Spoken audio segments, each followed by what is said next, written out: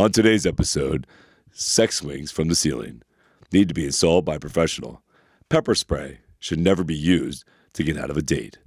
We learn thank you goes a long way. And don't ghost Samantha.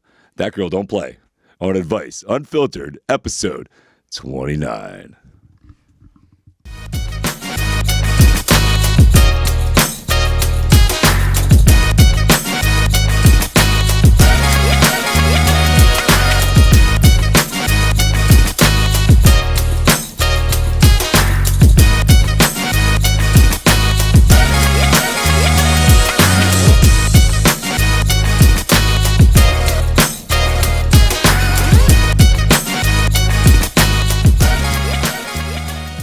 What's up, everybody? I want to welcome you to Advice Unfiltered, the podcast with Chris and Tony Rodriguez.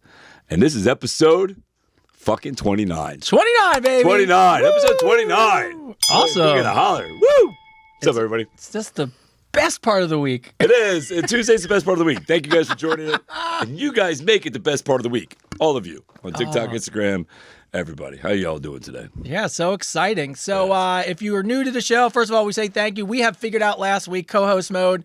Shout out to Instagram. You don't have any weird angles, which is great. Yeah. We have a moderator now. So if you're on TikTok and you think you're going to do some slick shit, no. Yeah. We got the moderator priest up. That's it.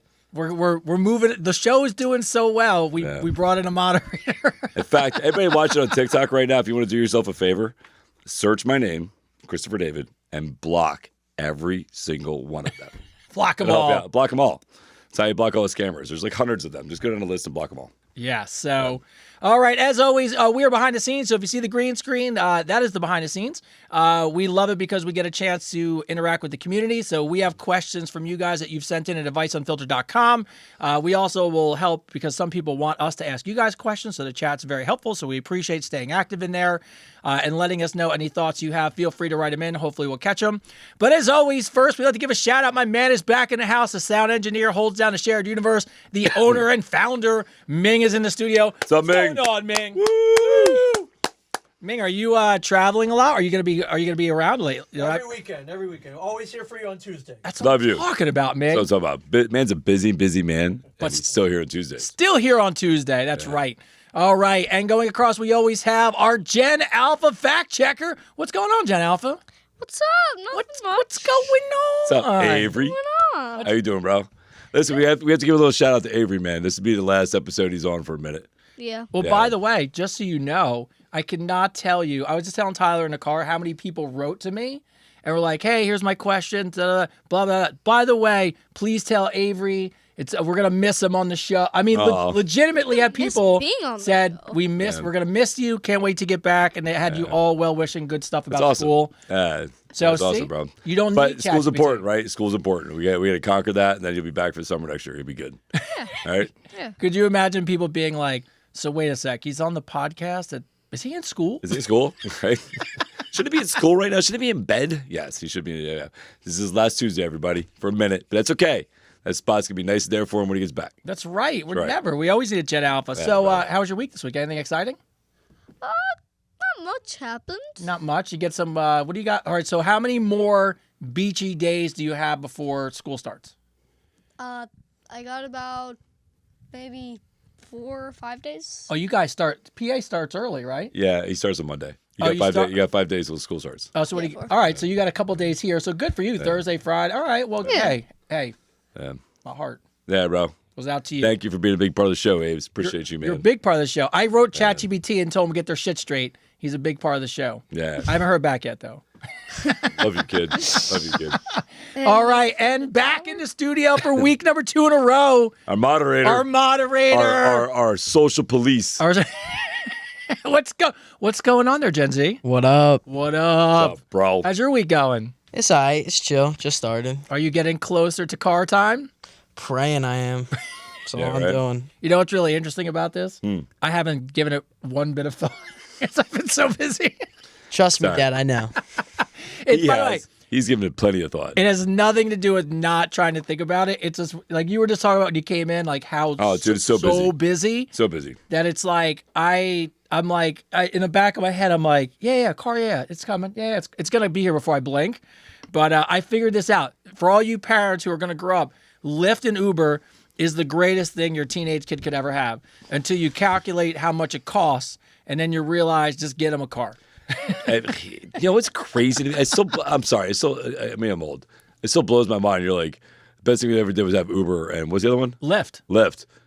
Put your kid in a car with strangers. Well, and fucking let them drive them around. Bro. Like, listen, I get it. I know it's the world we live in, but the world we grew up in, totally different. No. It took me. So first of all, you'll love this one. His mom, we were just trying to figure out like back and forth. This is a couple of years ago. He might have been 10. And they were like, you think we could just put him in an Uber? And I'm like, are you people fucking lunatics? Like, putting a 10-year-old. So even now, when he first started, this is what happens. It does really bother you because you're like, I'm going to put my kid in a car with a stranger.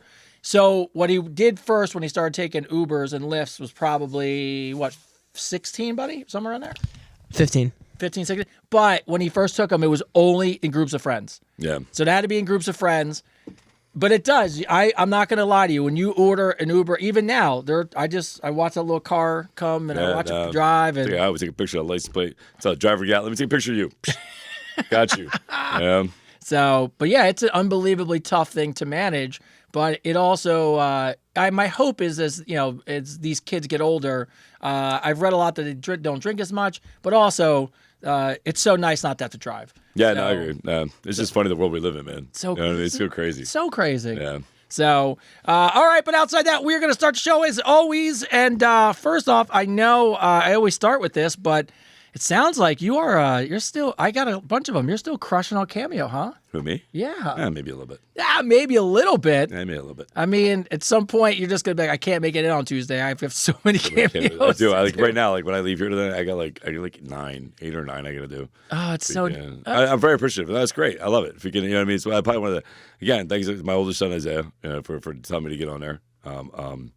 It's a cool thing. Everybody's been very cool. I'm very, very humbled to be, part of their celebration of their happy days or to be somebody to motivate them and push them through like that. What a great honor. So that's just very cool. So thank you guys. And by the way, how's the old one doing his first job? Did he start yet? Yeah, he's doing, no, he's been doing all the beginner stuff. Onboarding and all that stuff. Yeah, I think he starts next week. I'm excited for him. I'm very excited for him. My boy got his job. He got his stuff together. I can't wait till he calls you like a couple weeks from now and then he's like, hey, Dad, I got some tips for you. We're like, absolutely, man. Give us the inside scoop. Yeah, let me just hold on real quick. Listen, I know there's plenty of accounts of me, all fake accounts. I don't have Telegram. I am not talking to you. Whoever's talking to you right now, tell them to go off. Guys, all right. So as we get into the show, we try to stay away. I don't know how many more times we do this, but we'll do it again. Listen, please, especially me, because now I got them, which I laugh about, so I can't imagine what you do with, right? But listen to me, please. I'm begging TikTok and Instagram. Me, especially Chris, nobody is going to start talking to you randomly. Nope. We're not going to invite you. First of all, I'll be honest with you, and you know this is true. Neither one of us, I have to bet any amount of money, has invited any one of you to our page. We don't have podcast managers. We don't have cars and trips. So you're not flying out to meet nobody. We use social media to let you guys know what's going on and say hi and motivate people, but we will not reach out to you specifically. Site. No, it's not a dating site, and I would never ask you for money. No, I work way too freaking hard. And I don't treat my social media like a dating site. I'm not trying to meet somebody on social media. No. You know what I mean? And by the way, in what world would you reach out to a complete stranger randomly? Or somebody's grandmother. Somebody messaged me and said, oh, my grandmother's talking to you and you're asking for $10,000 for surgery. Why would I reach out? I'm 48 years old. Why would I reach out to your grandmother? So crazy. So, guys, we can only do so much, but I have to be honest with you, and I know he says the same thing. Some part of it's got to be onus is on you. Yeah, be common sense, man. Common sense. Yes. Like, why would I reach out to you from another account? And 99% of them have 3 followers. Yes. So, come on. You got to stop putting it on us. Keanu Reeves isn't reaching out.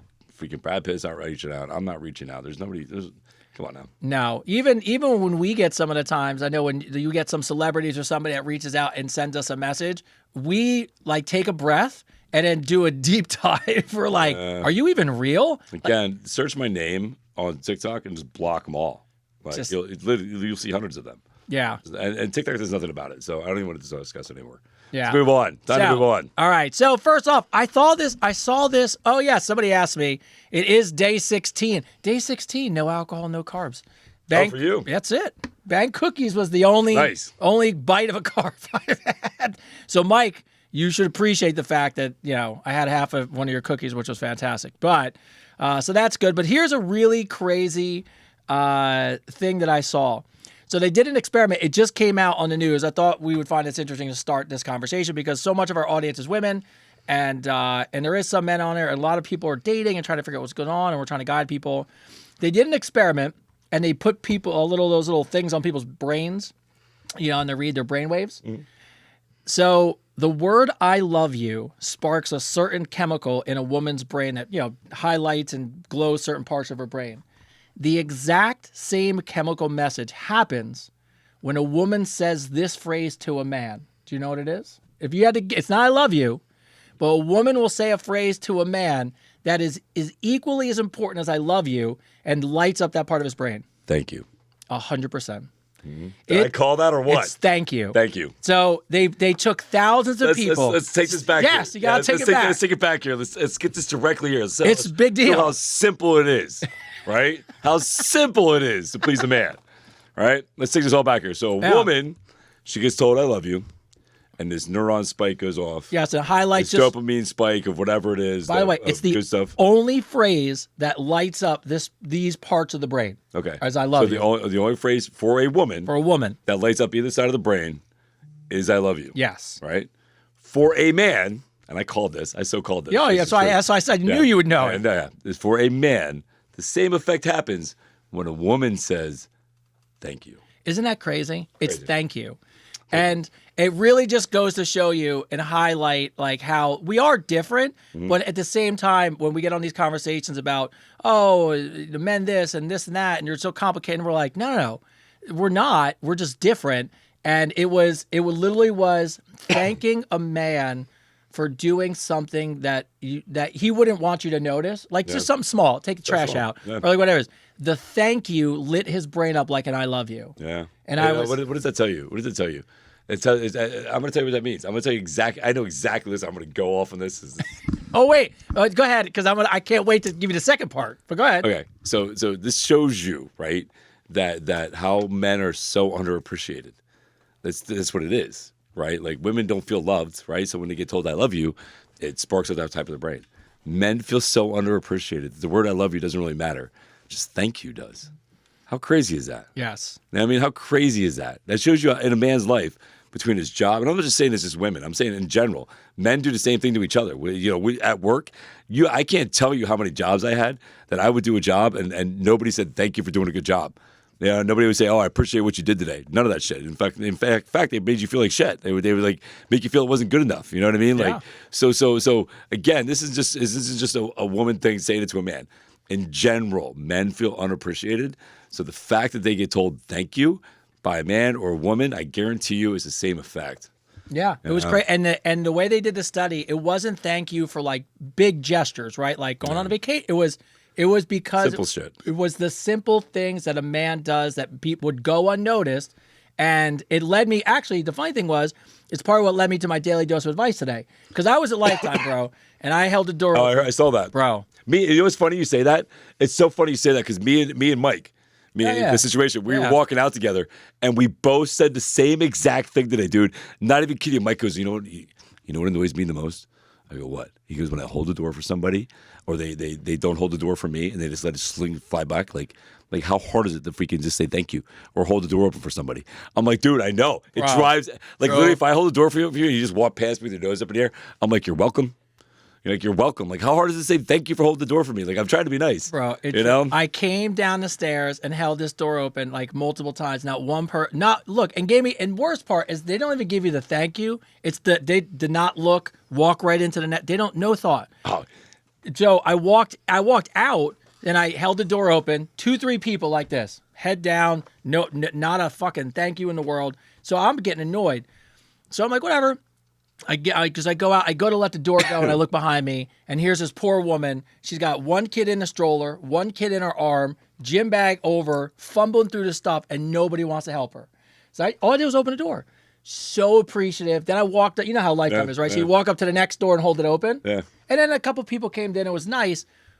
But the gall of people, just Oh, to dude, be like, the entitlement. oh, the You know, entitlement. it's funny you say that because listen, it goes back to a story that me and Avery had at the grocery store. Remember the guy with the grocery cart? You remember the guy at the grocery cart? So there was a guy, freaking, we parked at the grocery store, right? And one of the things that annoys me, because like I work hard for my car. Yeah. Like, you know, listen, you probably see all my videos of my car because I love my car. Yeah. I like my Mustang. Freaking, anyway. Yeah, so freaking, we're sitting in the car, and I always park far away. You know, I park on the 4th floor. Yes, you do. I park far away, so nobody Yeah. touches my car. Nobody. This freaking guy sits there, and he goes, he starts pushing the cart, and I see him let it go, and it starts rolling towards my car, and I'm like, oh, here we go. I'm like, I see the car. I'm sitting there with Avery in the car. I'm like, this guy better stop that cart. I'm like, he better stop that freaking cart before it hits my car. We're gonna have a problem. Because I already hate the fact the cart's not even freaking put away. Like you put the cart away. You know, so freaking, and it wasn't his cart. Somebody left there. He was trying to move it to park, but he just pushed it and wasn't paying attention. And it started sliding, and he grabbed it and it stopped. And then he started walking away and it started moving again. I'm like, oh, here we go.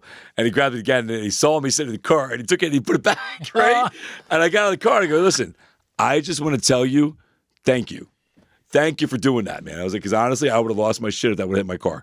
I was like, me and my son talk about it all the time about we put carts back. We put the grocery carts back because freaking like literally like it's just something easy to do, and it protects everybody's car and freaking, you know what I mean? Like it's common courtesy. I don't know. Common courtesy is free. Bro, have you ever seen the cart narc? No, Bro, there's a cart. Yeah. So a guy goes around the United States and I think England. And he walks and he's so nerdy and he has a little vest on and he's got little stickers and he waits for people to not put their cart back and he just walks up to them and starts an alarm and he's like cart narc, and then he just bothers people until they put their cart back. I gotta share a video with you. He's great. He is right. You guys know That he is awesome. That is awesome. And the amount of people that want to fight him, and he's like, yeah, but it's right here. It's right there. It's right there. Just go put it away. It's right there. You know, and like the one store we went to, I was really annoyed because like they had a special needs guy doing the cart thing, and freaking he they were leaving carts out there and freaking thinking he was running out there in the rain to go get them. I'm like, come on, man. Like just I don't know. Yeah. So part 2 of that though, and here's the other part. Part 2. The whole thing. So then they go and so they do that experiment, right? And they're like, oh, that's interesting. So now they take 1,000 men and 1,000 women, and they send them on a date. Mm-hmm. And it's all just separate people. They just said, and they interviewed them and said, all right, what are the reasons that you would not go on a second date with somebody? Okay. Mm-hmm. They asked the guys first, going back to guys being simple, 1,000 men. How many reasons do you think 1,000 men came up with to not go on a second date with somebody? 3. Bro. 3. Bro, you're so money today, bro. So I told you. You're so money today. I told you. I said to you, listen, man, I'm on point tonight. Bro. I'm on point tonight. We're on this. Cute, but not my type. We just didn't have a connection, and I wasn't what she was looking for in the long term. So even answer 3 had nothing to do with him. Okay. Jesus. Women. Mm-hmm. 1,000 women to not go on a second date. Men had 3. How many reasons do you think women came up with to not go on a second date with a guy? How many? Assess the audience. How many reasons do you think? Yes. Women came up with not to go out with a guy. Let's find out because it's a perfect ass audience question. Yes, it's perfect ass question. So we'll take a couple minutes. We'll do a little Jeopardy music. Yes. Do. 25, 15, 1,000, 10. Yeah, it won't be 1,000. There's 1,000 women. I'm going to say 100. I'm going to agree with you. I'm going to say 100. You're going to say 100? Ty, what do you guys think? What do you guys over there think? I'm going to say 100. I got 1. What do you got? 1? Just 1? 14. You guys say 100? I say 100. 313. Yep. And by the way, it had to be wait. You want to know 313 reasons why not to go out with a guy. The top trending. wait. Here's the best part. Ready for this? Love it. Top trending 3. Mm-hmm. Number 1. 6 foot. Brown belt with black shoes. Number 2. Guy did an impression that she didn't like. And number 3 was. Did an impression she didn't like. Number 3 was not as good looking as someone in her DMs. Wow. So didn't even get Nothing to do with money. Nothing to do with by his the way, fucking attitude, his by- personality. By the way, there's 309, 10 more of them, right? 300 freaking. That's crazy, Bro, 313. They took it like it was like a job. Well, they were like, what it- oh well. What sparked this whole thing was this. So and look, and the only reason I bring it up, just so everybody Oh, knows, and yeah. Only reason I bring it up is because I cannot tell you how many. I read all the questions, and I cannot tell you how many people write in about how difficult it is to date. And a lot of it, obviously, our audience is largely female, so a lot of it is just asking a guy's perspective on it. And I listen and read these, and then I read these studies. Mm-hmm. What sparked it was the study I told you about the other day, where it said, if you ask men if they met somebody and that woman had 80% of what they were looking for, almost every single man would take that relationship. Yeah, would settle with it. If you ask a woman if a guy had 80% of everything she wants, 94% said they would not settle. Dude, that's like, all right. So That's so crazy. No, this goes right in line. I almost made a video. I tried really hard to stay out of shit. Like I try not to get involved in any kind of drama shit on social media. But there's this girl Car I saw on TikTok. Dude, she comes out there and she's like, excuse me, it's not all men. It's not all men. Does this little hand thing. It's not all men. Well, as far as I'm concerned, it is all men. Because every man I date, and she's going off about how every man's basically a piece of crap, right? Yeah. And freaking, she's like, oh, it's definitely all men. Doesn't matter about the age, doesn't matter what their job. It's all men. They all do this. And I wanted to chime in so bad and like do a video and be like, listen. Do a response video. You're like, yeah, I want to be like, listen, I've had terrible dating times. Yes. I could say it's been all women. I can say that all day. It's all women. I could definitely say that. But I'll tell you what a mature person does. A responsible person does. Is they look at themselves and go, you know what? Maybe it's me. Maybe it's who I'm picking to be with, and maybe I need to grow internally and emotionally as an adult and stop blaming people for being a freaking ignorant person. Like, you know what I mean? Like, it's not saying, like, it was so ridiculous. I was like, oh, she's like, it's all men. No, it's not. Oh, bro. It's who you're picking. It's you. Do the work on you. Do the work. Yeah. Do the work, fix you, and then you'll find the right person. Yeah. Stop blaming other people for your bullshit. And by the way, ladies, I'm not bringing it up to make Fired Fired up tonight. I am not bringing it up to make this war between men and women. No, it's not. But listen, the best way for us to get together, to have better relationships, is understanding each other, right? Yeah. So again, bottom line about this whole conversation is stop looking for so many problems. Stop looking for a problem. Stop looking for a problem with somebody. Yeah. And start accepting them for who they are and understand men are easy. Thank you. Thank you. That's it. That's so crazy. That's all we need. It goes. Thank you. Look, I think the one thing I'm saying this to everybody so I can encapsulate all your dating questions into one moment before we go to the next one. Yeah. Look, when you're trying to get a relationship with a guy, with a man, just it's a generalization, so I apologize, but it's a generalization. You're looking at someone who's either going to be a provider, a builder, some form of the relationship is going to be a staple of the relationship, right? Mm-hmm. You have to be willing to build a future with that person and build a relationship and build the wealth and be part of it and build it together as a team. If you're looking for a complete package already done with a bow on it, I'm going to be honest with you. That's why you get those men at that level that never settle down. They don't have to. Don't have to. Because they have a giant playing field. My wife always told me about dating in Manhattan when I met her. I'm like, babe, you're gorgeous. You're beautiful. How is it so hard to date in New York? And she goes, because it's a playground she goes, they don't have to settle for anybody. And I was dying thinking about that, but it's true. I want to answer this question real Yeah. quick. I was a top trainer at Body Zone. I don't know who you are, but that's funny you remember me. It's funny. Yes. I used to work at Body Zone, yes. There you go. All right. So Anyway, yeah. so thank you was the point of the whole thing. Yeah. So listen, here's what we learned, right? Here's the point of the whole thing is, right? Men tell you women you love them more. They love that. Women tell men thank you more. Yeah. And stop looking for a problem. It goes back to what I made that post about, right? So I felt like I needed to make that post about wabi-sabi, right? Wabi-sabi, the Japanese word that means, there's beauty in your imperfections. Your cracks are your strength. Your imperfections are what make you, and to love them as much as you love your perfections, right? So there's beauty in the imperfection. So finding somebody that you find the beauty in the imperfection, not looking for that, oh my God, he's not fucking a perfect person, is the best way you're going to not be alone and not be like that car girl. Oh my God. That girl drove me nuts. Anyway, go Yeah, ahead. so, all right. So shout out of the day. First one comes from Nikki from the UK. What's up, Nikki from the UK? All right, Chris. Yes. Thank you for your advice regarding staying sober. Episode 27. 10 years of being hit with grief, losing one loved one after another. I've struggled with drinking and falling off the wagon. I have fallen off the wagon this year, but I'm back on track. I'm 2 weeks sober. Nice. Your unfiltered advice on episode 27 was so appreciated that I'm feeling stronger every day. And thanks to both of you. I appreciate both of you and that time that you give to us all. P.S. Because you're so meaningful, I got some people in the office listening. Oh, After nice. your shout out on episode 25, I guess we must give her a shout out on 25. Love you guys. She's back on the sober track. Awesome. Congratulations. So shout out to that. And listen, you have to understand something.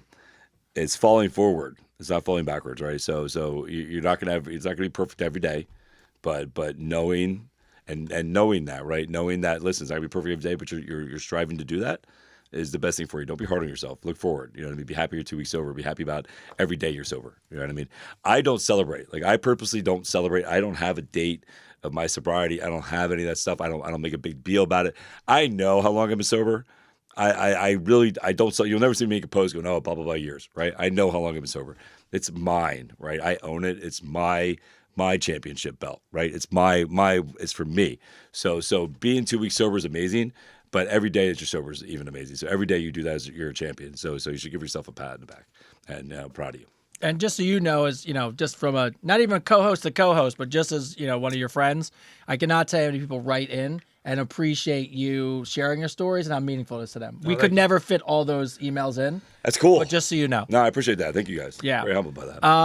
Update. Oh, we got an update. All right. Update? I love updates. Let's do the update. All right.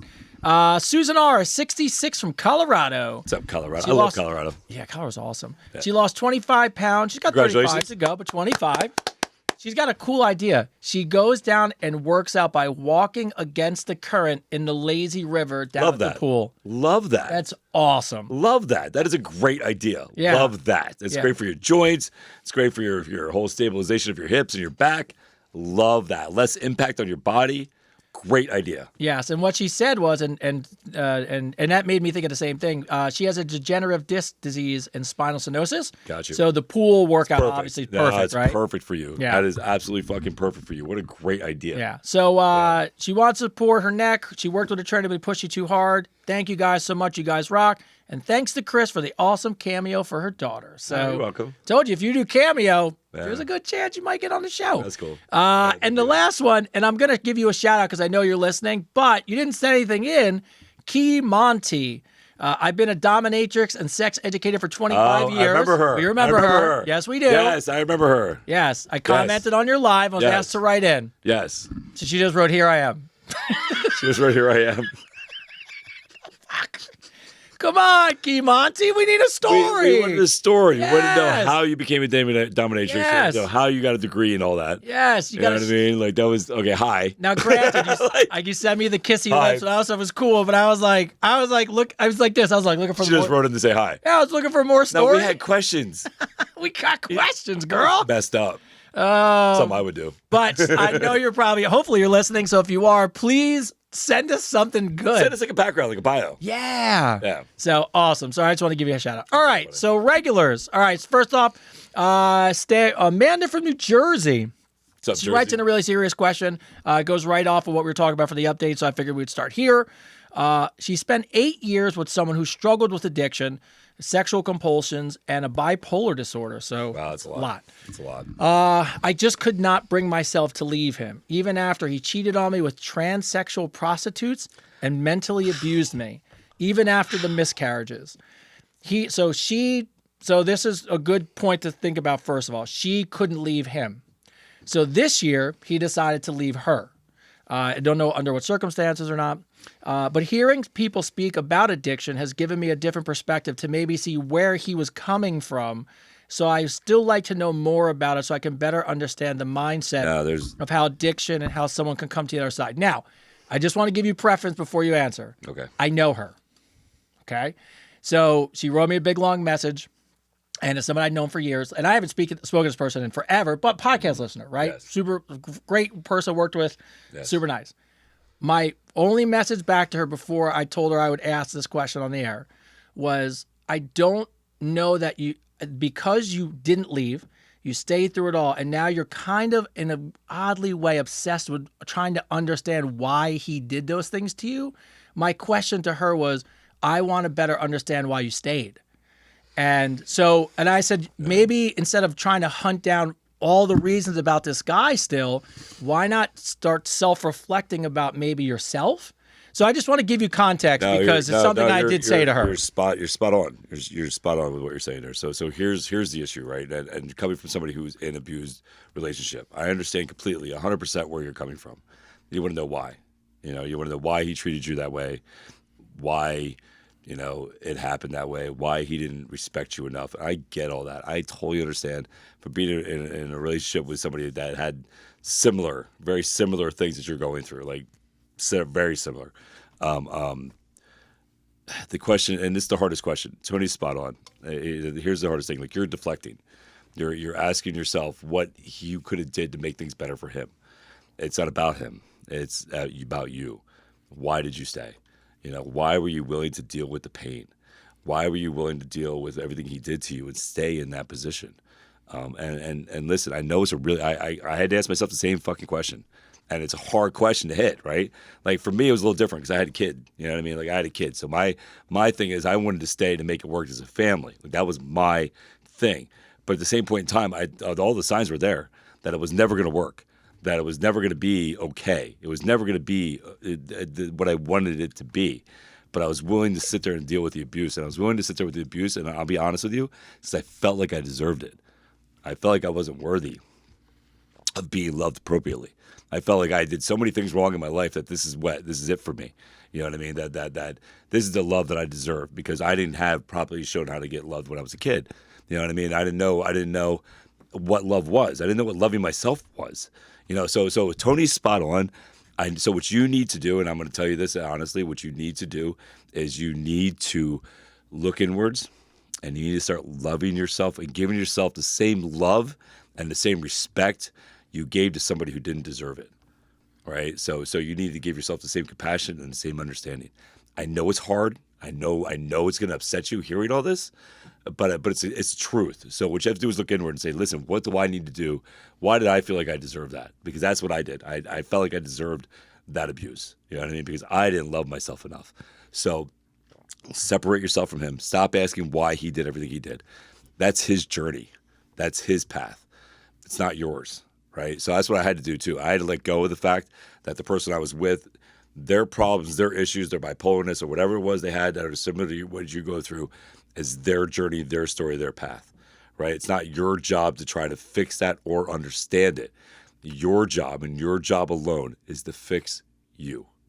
Because the moment you fix you and you get better and you get healthy and you give yourself that same love and appreciation, is when everything else falls into place. I'm the perfect example of that. It's taken me 9 years to get where I'm at, and look at us now. You know what I mean? With none of this would be going on. None of this would be going on if I didn't make that choice 9 years ago to give myself the same love and respect that I give to anybody else I date, right? So work on you, and that's my best advice to you. That was perfect. Yeah. Vanessa F writes in. Now, Vanessa has been tracking me and you down for a while. You know this. She reached out to you. She reached out to me.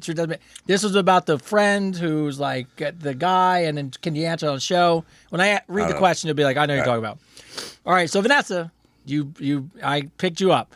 My best friend was married, on the verge of the divorce, but they had been sleeping in separate bedrooms for a few years. Obviously, the marriage was over.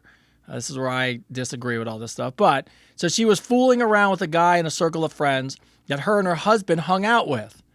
They didn't have sex. She just blew him all the time. Just telling you what it was, because this is going to make sense. Dude's already winning. This lasted for 3 years, bro. Could you look? She in bold wrote no sex. Could you imagine a side piece just for 3 years? And no sex? No sex, just straight fucking head. Lame. So then here's the crazy part. Lame. Then her and her husband get a divorce, and she just assumes, oh, I'm just going to roll into this guy that I've been having oral sex with for 3 years, and because she's in love with him, and now everyone in this, in the friend circle knows, but he told her he's not wired for a relationship. Of course not. And when he does go to his house, now he hits it, but then he leaves with no dinner, no movie, will ghost her for the rest of the time until he wants to get laid again. They want to know, could he have more feelings than he's showing? No. Oh, God. Stupid question. Is he? Come on. No, Like, come on. Common sense. No. Come on. Listen, if I tell a fat kid that he has to run a mile and then he can have a piece of chocolate cake, or if I tell him, hey, you can have a piece of chocolate cake, you don't have to run for it. Yes. What's he going to do? He's going to sit down and eat the chocolate cake and not care Yeah. how much money that chocolate cake cost me. Look, first off, Vanessa, I love the fat kid analogy. It's the best. First off, it goes back to what I said we were talking about in the last episode. This idea that like, oh, it's a sexless marriage, so it's okay to cheat because the relationship's not It's working. okay to move on. It's okay to move on. It's okay to move on. Yes, You but know it's what I not mean? okay to stay in something. No. So, and the fact that you thought a guy that you hooked up with for 3 years while you were married was going to be the guy that you were going to fall into. No. It's fucking ignorant. No. And the fact that So stupid. and Vanessa, like, I know it's maybe not you, and I think you wanted us to answer this question for your friends to get a guy's perspective. You don't need a guy's perspective. You clearly wrote that could he have more feelings? It's got to be 4 or 5 years of this at this No. point. No. There's no feelings. No. No. So, all right, Vanessa, play this for your friend. Share it to everybody in the office. Yeah. Renee B. Dating advice. I was dating a great guy for a short amount of time when he revealed to me that he has been in sobriety for porn sex addiction for 8 years. I was happy that he told me, but I was also shocked. The relationship ended shortly after that due to long distance issues, but honestly, I was relieved because I could not look at him the same way after that. I love sex and want a great intimate relationship with a partner that wants the same thing. Do you think it's possible to have a normal relationship and normal sexual relationship with somebody who has this type of history? Now, I only ask this question, not really to be funny, but addiction's addiction, right? So you go get help for it, you go get help for it. But my question is, at what point do you just let the person put it in his past? He was honest with you about it. He talked about it. Yeah, I have a hard time with that. I have a really hard time with when you get into a relationship. If you ask somebody, say, hey, tell me about yourself. I'm not going to judge you, you know what I mean? Freaking blah, blah, blah. And then they tell you about it, and then you judge them against it. Or later on in the future in the relationship, you bring it up and use it against them in a fight. It's the that worst. shit drives me fucking nuts. Like, I didn't tell you that shit for you to use it against me in a fight freaking, 2 years down the line. You know what I mean? No, like, listen, you have to, it's one of those things, right? Like, you have to take that option. It's not about you trusting him. It's about you being okay with it. You know what I mean? Like, are you okay with it? If you're okay with it, then fine. If not, then move on. Like, you know what I mean? Like, if you're not okay with it, move on. It's just that simple. Like, I don't know. If we can, like, I don't know. Yeah. No, you're right. He was honest to tell you. He was honest to tell you. I think it's fucked up that you're going to use it again. I mean, it's not like he fucking was saying that he did. It's not like he did anything illegal. No. You know what I mean? He didn't do anything illegal. He was just freaking and maybe, I enjoy it. Here's the thing. We all watch porn. Yeah, I enjoy sex. I've seen porn. I like I freaking get off to it here and there. By the way, you know what's really funny? What? You go to the doctor and they say, do you have one drink a day? Oh no, you're an alcoholic. You're an alcoholic, right? Yeah. If you ask me, do I watch porn? Have I seen something porn related at least once a day? Yeah. Fuck yeah. It's all over the place. So I guess I'm a porn addict, right? Like, yeah, I mean, technically, if you can, I mean, I mean, it's so my forearms are so big, jerk off every day. So what happens if you don't have a girl? Just throw it over your shoulder. It's heavy. By the way, someone wrote a question about, I'll get to that, about foot and forearm penis sizes. So here's the thing. So when these people right on there, do you have a backup account or whatever? You can respond to these people. Yes. You can respond to them and just be like, no backup account. We've already discussed it. Yes. Moving on. All right. Holland P. from Utah. I want to go to Utah. Be We should take a awesome. trip to Utah. I want to go to Utah so bad. I want to hike and do whitewater rafting and all that good stuff. That sounds like fun. Yes. All right, so Holland is female, and she's from Utah. Chris and Tony, What's up? I've been listening since Father's Day. I need some real advice. I have a 20-year-old daughter. Well, first of all, let me. Oh yeah, there's a mom. Just making sure. Oof. I was like, because the Father's Day threw me for a loop. All right. I have a 20-year-old daughter who is gorgeous, and she's always felt comfortable telling me her sexual experiences. But lately, I'm getting uncomfortable. She tells me her body count, and then she just told me the story of the neighbor who put his thumb in her ass while bending over. Was that before or after you shook his hand? Oh, listen, I want to be the cool mom. Feel free to tell me everything. But inside right now, I'm like, don't tell me that shit. How do I approach this? I feel like if I ask her to tell me less, she thinks I'm slut-shaming her. But I really don't want to hear any more about it. I'm confused out here in Utah. Can you help a sister out? That's so funny. That's so funny. Is she Mormon? I mean, it'd be more than one thumb, I would think. Right? Before one thumb is you're Mormon. No, I don't.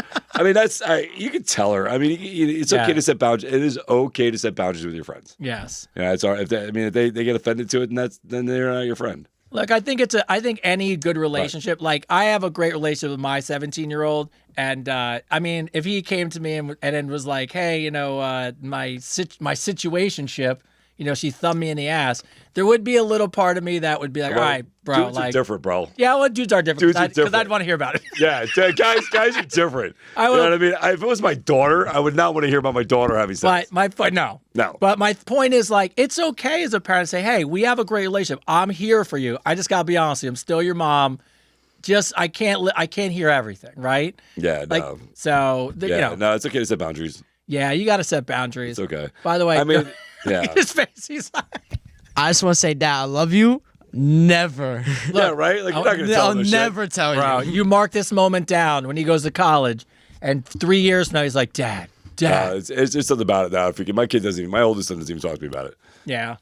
He's 26. My oldest son. I mean, once in a while, he'll tell me, he's like, yeah, I smashed this. But usually it's like, Something, yeah, it's not in detail. Yeah. Yeah, so. Yeah, I wouldn't want to know if it was my daughter. Like, and my son, too. Like, I love my kids. I love to know everything about them. They want to share with me, but I don't want to hear about them out there just smashing shit. No. And look, at some point, I even say it about friends. It's like, when I have friends who date people and you have this, and they start dating and they, share some intimate details. And it's funny for like a minute until that person becomes their significant other. Then now I'm like, all right, cool. Like, we're good. Like, I don't want to hear anymore because now I'm going to see this person all the time. And I don't want to be thinking about, all this craziness. So just set boundaries. No, boundaries are good. Oh, by the way, it just happened to roll right on either. Charlotte K. Just so the girl says I have a huge ego. Just so you know, it's that big. It's that. My ego is big. that big. Well, this is gonna make her even more mad. There's a new shirt. We're gonna put that out. Advice Unfiltered. Ego. That big. Well, this isn't going to help your ego. Charlotte K. Hey, guys, I'm wondering if you've ever heard, I told you I knew this, ever heard of the foot and forearm theory of measuring a man's penis? Being a woman in my early to mid 60s, I can verify for a fact that it's 99% accurate. By the way, you guys have some, in capital letters, fucking awesome forearms. That's funny, so it's just flexing them off like that's what that. I was saying. I was like, she goes, although I can't see your, this is what she writes us though, ready? Although I can't see your feet, I can just tell you that more than a mouthful's a waste. That's so funny. That should be on a shirt too. Oh my God, Charlotte, we love you. Charlotte, that should be on a shirt too. So Charlotte has identified our forearms from the podcast, and she says we're doing well. I've never heard the forearm thing. I never did either. I've Never heard heard like the here to the finger. I've heard all kinds of stuff. Yeah, I've heard the hand thing. Big hand thing. If you can. Whatever that is. But oh my God, it's so funny that I knew that question was in there. That's funny. And I was hilarious. like, oh, this is gonna be interesting. Yeah. All right, let's see. Vanessa and Troy. What's up, Vanessa and Troy? Oh, I love when couples write. It's like my favorite. I love that. Yes, it's so much. We have a couple again today, which is always good. Can you guys settle our disputes? All right. Yes, we can. Vanessa wanted to go to a strip club for fun. I was all about it. Trap. It's a trap. It's a trap, bro. I'm just kidding. Well, maybe it's not. I will say we had some drinks beforehand and headed over. The girls went crazy for Vanessa, which always Of course the they case. did. Yeah, of course they did, because they know they get the girl that the boys throwing the money. Yes, and it's Yes. safety. Yes. The girls went crazy for Vanessa. She got a few lap dances, which was really cool to watch. It was so hot. She made out with a few girls. At one point, there were multiple boobs all in her face and on her head. And then I decided to get a lap dance at one point, and the girl rode me till I busted in my jeans. Oh, Jesus. When we were done, Vanessa looked at me, was pissed off, and we had to leave that I got a lap dance with a happy ending. Is that fair game? What are your guys' thoughts to settle the dispute between me and my wife? You fell for the trap, bro. You fell for the You trap. fell for the trap, bro. Yes, you did, bro. Any normal man in any situation when a girlfriend's like, or the wife's like, honey, let's go to a strip club. She'd be like, no. No. Never going to end up well for you. One, you're going to spend all your money. Like, you don't want to throw money. Those money, yes. And two, you're not going to be the one that's going to have fun. No. Because the moment you do, guess what? You fell for the trap. It's a trap. You fell for the trap, man. Yeah, you got caught in the trap. She set you up. Yes. Yeah. So now what you have to do is kiss her ass, buy her flowers, buy her chocolate, tell her you're sorry, and never go to the strip club again. I dated a girl who was bi, and she took me to the strip club so many times, and I cannot tell you the amount of craziness that I've seen there. And you play the good part. You just know, you're like, this isn't for me at all. I mean, No. this part is, but I can't. I hate strip clubs. I think the last time I went to one was like 24 years ago. Freaking last time I went to one was my friend's I already birthday. know what Tyler's going to say. I know. I know you got a story about a strip club. I know. Frank's Chicken House. You want to talk about it? Is this your stripping thing? Bro, I don't go to strip clubs ever, unless it's like, I dated, my girlfriend wanted to go, which is fine. But I don't go. I don't really like them. No. And I just don't, there's no excitement for me to give force. I feel like I'm giving money to force and somebody. I heard to strip clubs really have really good wings. Well, Frank's Chicken House had food, and it was a juice bar, so you could go for 18. So when I turned 18 in Jersey, I got to go to Frank's Chicken House, and I had one of those like fishing hats on, like saw fishing hats. It was blue. I'll never forget. My grandfather gave it to me, and this woman sat down on stage next to me and spread her legs, and then took my hat off her head and shoved it right into her vagina, and my hat disappeared. Then she pulled it out, and she put it back on my head, and the only thing I could do. Oh my God. I was sitting there frozen. Oh my God. And this is, bro. He's in shock. Bro, this is all I could do. Ready? The hat's on my head. It's stuck, and here's me. I just go like this, like Ew. I just go like this, like take a one and just put it on the bar. Fucking, I would have threw the hat back at her. So that's the last time. After that, I just never. It wasn't my thing. So gross. Oh, It's so gross. Yeah, it's the first time ever. That's like, you ever see that video of freaking, what's his name, dude from Hangover? Like the chick shoots a ping pong out of her vagina, and he clutches it in his mouth by accident. Like he goes, and it goes right in his mouth. He's like, so gross. No, thank you. No, all right. I don't go. Yeah, it's true. It's funny. See, he knows a story about me. That's funny. Corinne P writes in, Chris, Yes. First, I think you are extremely handsome. Love your voice. In the process of reading your book, unfortunately, my boyfriend passed away 2 years ago. I'm sorry for your loss. I'm sorry for your loss as well. I'm having trouble getting back into the dating world because I'm stuck in this world where I feel like no one will ever measure up to him. How do you guys think I should move forward when the love of my life passed away 2 years ago? Wait, say that again? So the love of her life passed away 2 years ago, and she's just having trouble getting back dating because she's afraid that she's going to run into people and they're never going to measure up to him. Oh my God, the kid's got an idea on this one? No, I'm pretty sure I saw this woman in the comments too, just comment on Chris's TikTok. She said the same thing. She was just like, yeah, my lover passed away like 2-ish years ago. And having so she's watching right now? She's watching. She's watching it now, I'm pretty sure. Oh, Cool. sweet. All right, well, so your question is to get back in the dating game? Yeah, so how does she get back in, though? Because in her mind, she's always comparing everybody to her, Well, that's not fair to that person. Yeah. Whoever you're talking to is not fair to them, right? Here's the thing. You got to look at it as a blessing that you got to love somebody, right? That he felt your love and all that stuff. Like, that's a blessing. But that was a point in time in life that you are now past, right? So you have to give yourself, and not only yourself, but whoever you're talking to, the freedom to be themselves and for you to love them for who they are and not compare them to somebody else.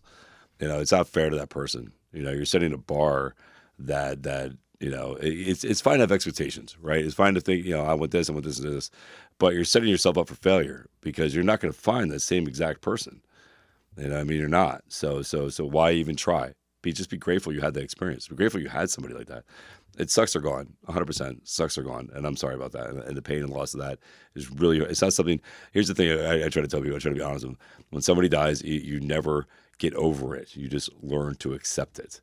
Right. So learning to accept it and keeping that memory is okay. But at the same point in time, you have to give yourself and whoever you're talking to the freedom to be themselves. Right. And see if you're attracted to them as the person they are. Yeah. And I don't think, you don't have to go into anything with expectations. Yeah. That he has to compare. You should look at that part of your life. Like if I was to go on a date, and I met somebody who said, hey, I'm finally back into the dating world. My boyfriend passed away 2 years ago. As a good-hearted person, I wouldn't want to, first of all, I wouldn't want to compete with that memory in a good way. I'm happy you met somebody, and I hope that that meant something to you. And my only hope as a person dating you is that you're ready for something new and a new relationship. But I don't think you're going to find dating people that are going to want to step on his memory or they're going to want to take his place. No. You know, I just think it's okay to be like, hey, I had this moment. And the biggest thing is like you holding on to that spot and time in your life. I understand it's hard to let go. It's really hard. But all you're doing is stopping yourself from growing as a person. And let's be completely honest. Let's like break it down completely honest. Not be, you know, if I was with somebody, if I was married and I was in love with somebody and I died, I would want them to find somebody else, to live their life to their fullest and be with somebody else. There's no doubt in my mind that every single one of us can agree on that. 100%. There's not one person out there that's gonna be like, you know what, I don't want you to date somebody else after I die. No. You know, if you can. You know I mean, Regina's, you're out there. Give it at least a couple months. You know what I mean? Like, you have to look, bring it up a little bit. So obviously, and I agree. Obviously, you're not ready yet. You're not ready yet, but it doesn't mean you shouldn't give yourself some patience and grace to meet other people, right? Yeah. You know, maybe you don't have to date them. Maybe just make a really good friend. You know, maybe make a best friend. You know, maybe you hang out with somebody and the guy seems really cool and you make a really good friend. And then you go to the movies together and you go to dinner together and you do a whole bunch of stuff together. You're not alone, but you know, you're not replacing anything, but it gives you time to heal. Like human beings are pack animals. Yeah. They really are. And being around people is important, especially for the whole healing process. It's important for you to be around other people. Yeah. I wouldn't even be surprised I think it's great. I wouldn't even be surprised if there's, and I mean this just to your point of meeting people, like friends. I wouldn't even be surprised if there's support groups just where you can meet friends. Oh, yeah. That people go through the same thing. I guarantee there's support groups out there for, you know, lost spouse support groups and all this stuff. Yeah. And that's the thing. Like, again, we are pack animals. The more you hibernate and you stay away from things, the longer you stay stuck in that mindset, right? That depression, that time in your life, that hurt. Getting out and experiencing new things is part of the process of healing.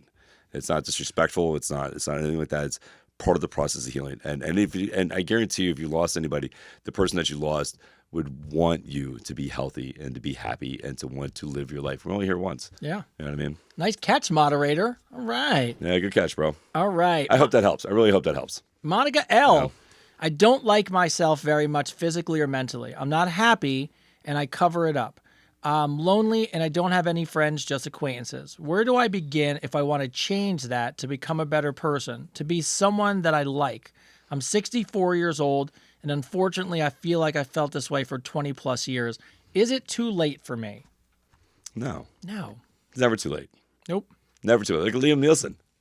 Yeah, is it Pam Anderson? Yeah, right? I mean, it doesn't Pam Anderson. Liam Nielsen's like what, 74 or something like that? 72? What is he? I mean, He's got to be in his 70s. He's got to be in his 70s, right? Freaking, and he found love, and they're in a great relationship. Like it's never too old. You're never too old, man, to start anything. Yeah. Except maybe marathon running. You might be too old to start. That is probably. But you might be too old for that. But everything else you can do. Like I don't think I'm gonna be honest with you, Monica, and I mean this in a good way. Like, and I'm not saying like I think everyone has a different degree of it. I don't think everyone wakes up every day and always loves themselves physically and mentally. I think the challenge is learning how to do that over time and feeling better about yourself. But ultimately, somebody for like you, it's learning just to be comfortable with who you are. I promise you this. I don't even know you, and I promise you this. There are people that are probably around you that just want to be friends with you, and I feel like maybe because you feel like that you shut it out because people care about all types of people, and I don't think you're any different. Yeah. So it's not too late. Let's keep going. And just keep going, man. And put yourself in those.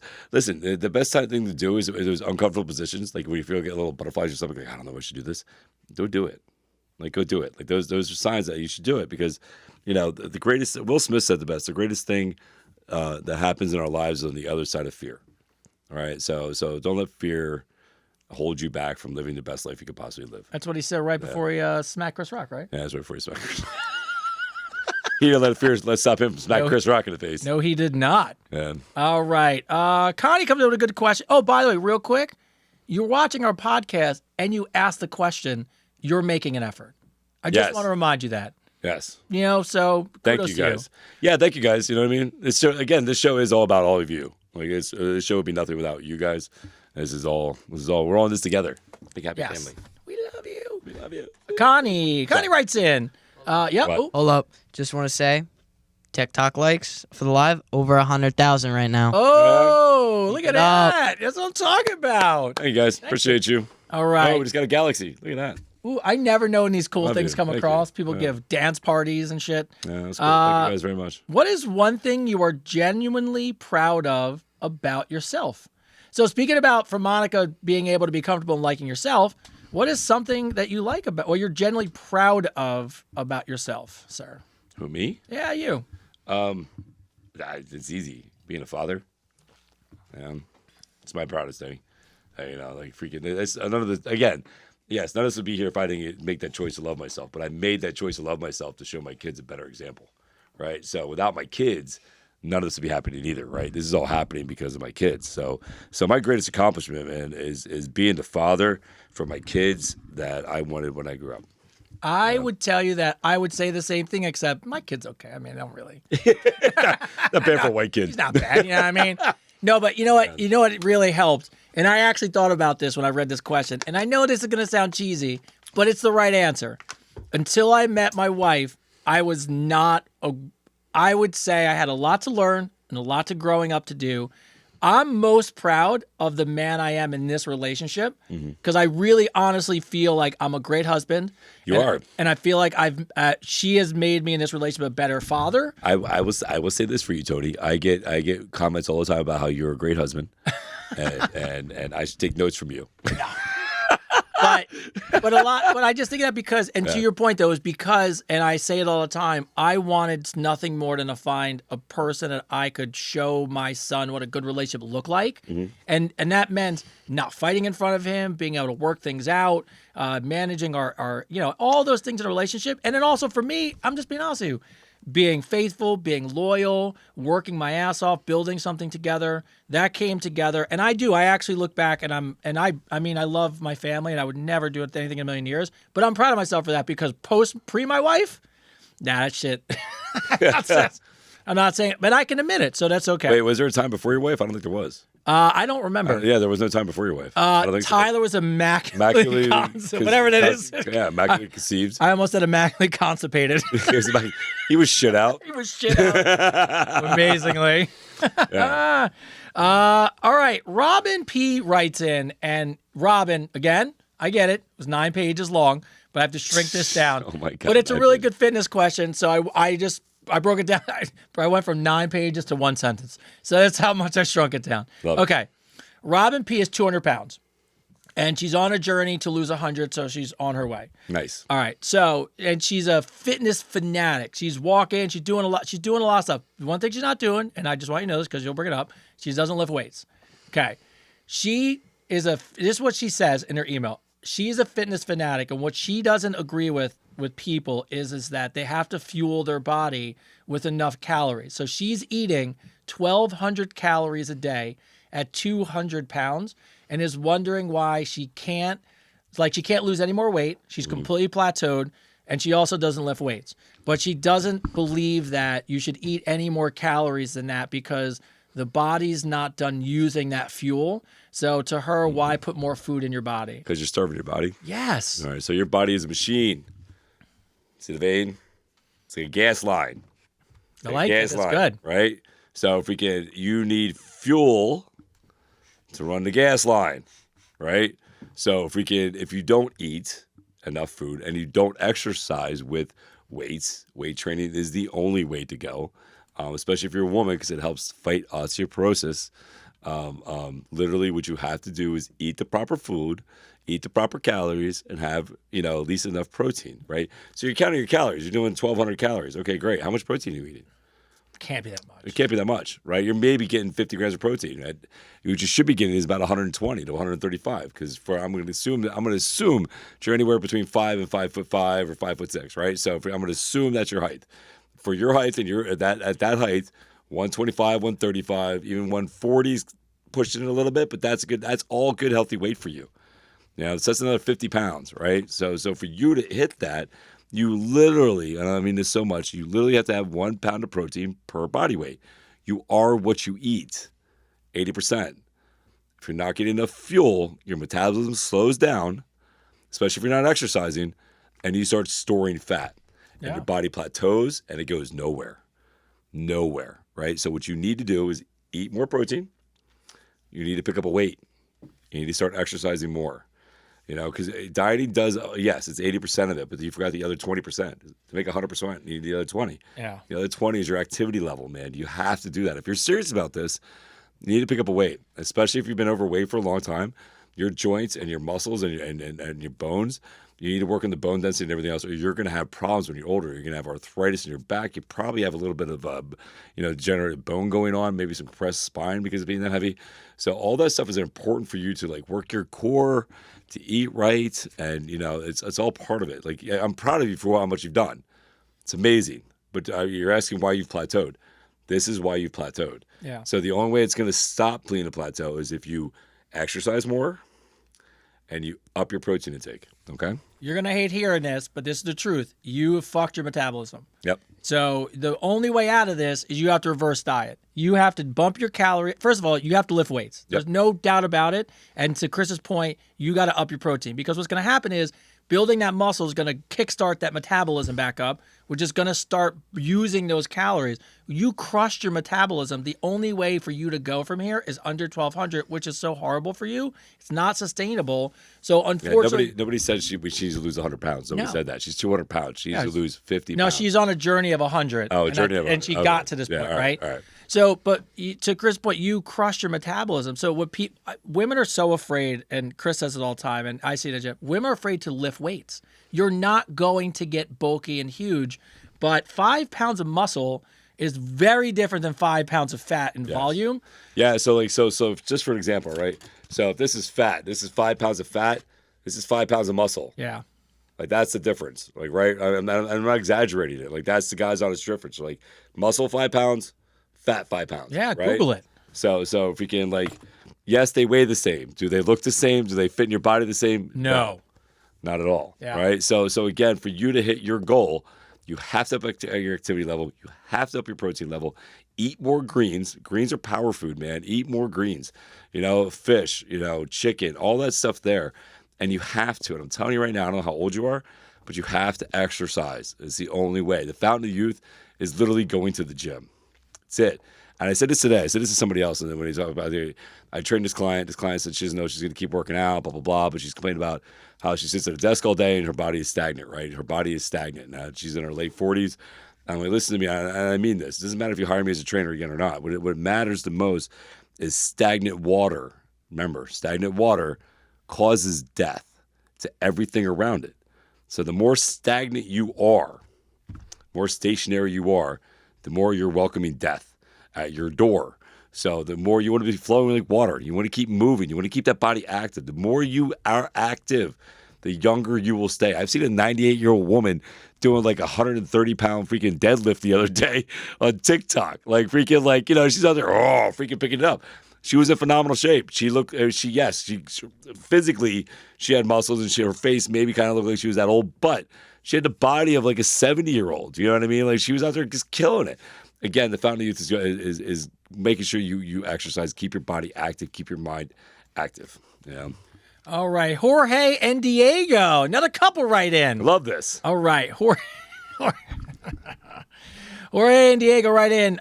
We need some help, guys, solving an argument. By the way, we love the show, and the best part of watching you two is we each have our own favorite host, which makes it watching more fun. Thanks for the co-host. Bet you neither one of them are us.